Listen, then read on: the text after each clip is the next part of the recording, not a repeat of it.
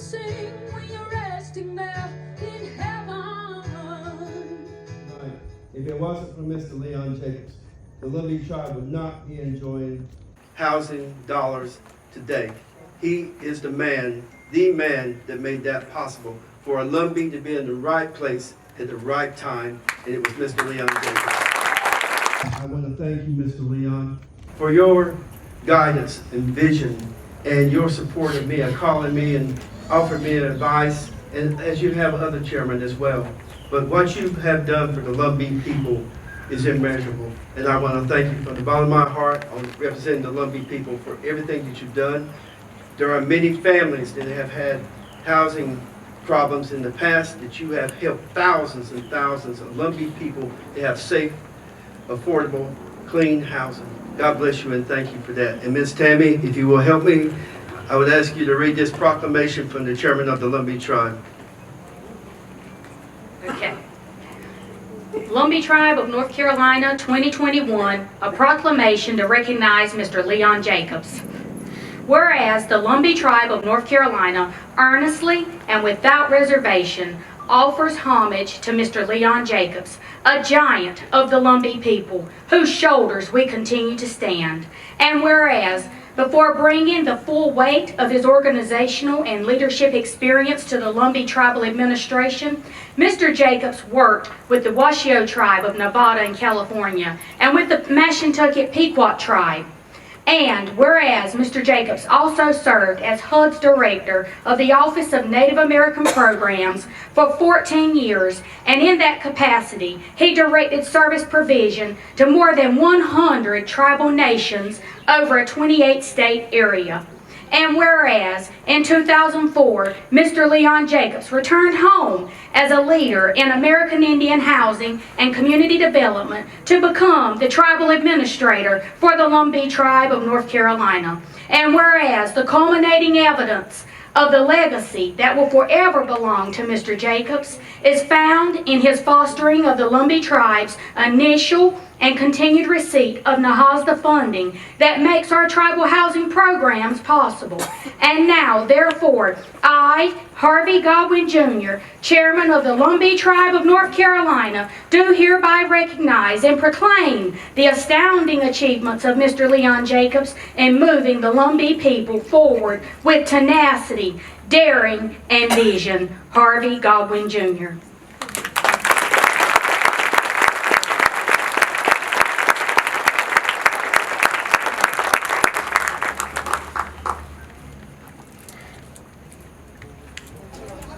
I'm happy, and of course I'm thankful that the chairman and the tribal council has provided this recognition, but I'm not working for my tribe to gain recognition other than federal recognition for my tribal members like other tribes.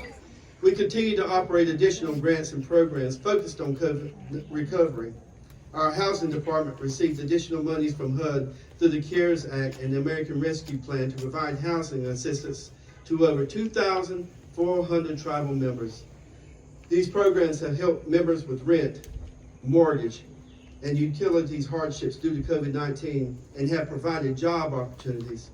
The CARES Act also provided the tribe's energy department with additional monies to address energy and water in low-income households.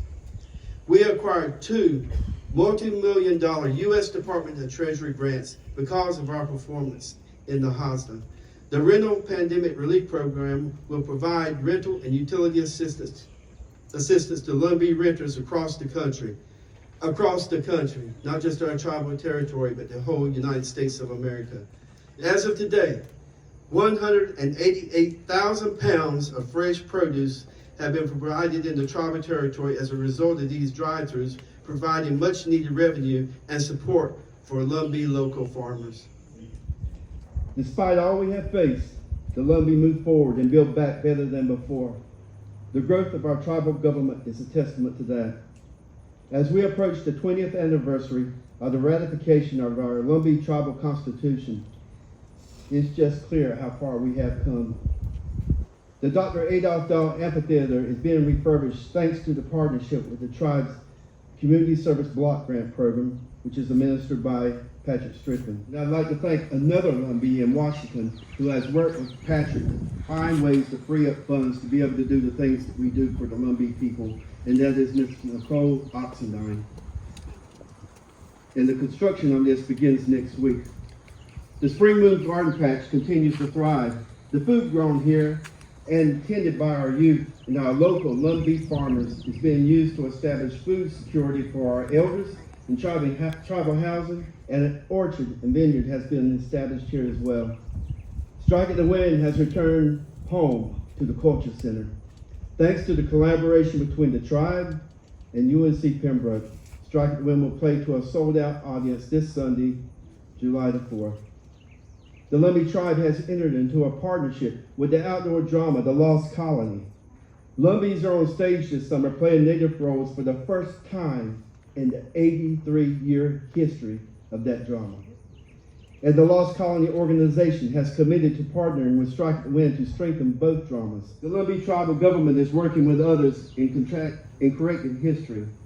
A true exclusion project, thanks to Governor Roy Cooper and Michelle Lanier, an exhibit telling the role of the Lumbee who were forced into Fort Fisher opened this week. 1 million visitors will visit Fort Fisher this year and see our display featuring the Lumbee tribe. When the tribal government was established 20 years ago, the initial budget was a little over $8 million, and the tribal office offered housing rehabilitation, new construction, and down payment assistance to eligible Lumbee members. When I came into office, the total budget was $17 million. With the additional monies, thanks to Mr. Leon Jacobs in the beginning, we have received this year in pandemic assistance, the additional dollars, we are currently operating right now a budget of $75 million. I believe that we are blessed to be a blessing, and he demonstrated that every blessing that came the tribe's way, they took and multiplied and blessed tribal members with. And so I'm just very grateful and proud to be a Lumbee Indian. I want to steal the words from Willie Prince Lowry, but tonight was great, and I'm extremely proud to be a part of our community. All right.